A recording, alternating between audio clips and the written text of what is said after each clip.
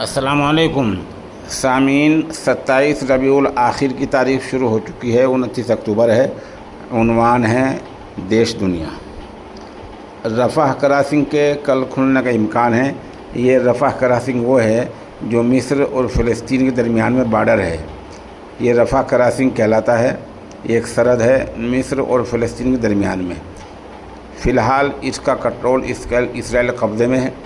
اسی لیے آج اسرائیل کے وزیر اعظم نتن یاہو نے یہ اعلان کیا تھا کہ ابھی رفح کراسنگ نہیں کھلے گی، لیکن خبریں ایسی آ رہی ہے کہ آدمیوں کے آمد و رفت کی آنے جانے کے لیے کھل جائے گی اور ابھی گاڑیوں کا مسئلہ آنا مشکل ہوگا، ایسی خبریں آ رہی ہیں۔ اگر کل کچھ خبر اپڈیٹ ہوگی تو انشاءاللہ اس سے بھی مطلع کیا جائے گا۔ بتایا جا رہا ہے کہ دیوالی سے ایک دن پہلے دہلی کی آب و ہوا حد درجہ خراب ہو گئی ہے، اور ہوا کا جو معیار ہے وہ اس حد تک خراب ہے کہ لوگوں کو سانس لینا مشکل ہو رہا ہے۔ متعلقہ محکمے نے یہ بھی وارننگ دی ہے کہ ابھی یہ 2-3 دن ایسی آب و ہوا اور رہ سکتی ہے۔ ادھر عالمی سطح پر واشنگٹن، لندن، دوسرے بہت سے شہروں میں امریکی صدر ٹرمپ کے خلاف مظاہرے ہوئے ہیں۔ ان کی اسکیم مائیگریشن، ایجوکیشن اور سیکورٹی پالیسی کو لے کر لوگوں نے مخالفت کی ہے اور کہا نو کنگ، یعنی ایسا صدر نہیں چاہیے جس کی سیکورٹی، ایجوکیشن اور مائیگریشن پالیسی درست نہ ہو۔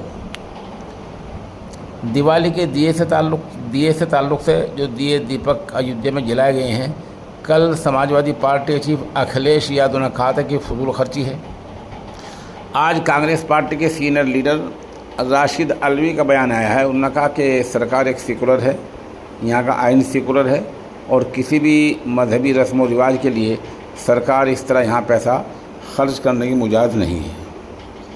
ادھر سنبل سے خبر آئی ہے کہ سنبل کے مراد آباد آگرہ ہائی وے پر گاؤں اٹا کے نزدیک ایک نوجوان کی لاش ملی ہے۔ یہ قتل کیا گیا ہے۔ لاش جھاڑیوں میں ملی ہے، البتہ نوجوان کی ابھی تک پہچان نہیں ہو پائی ہے۔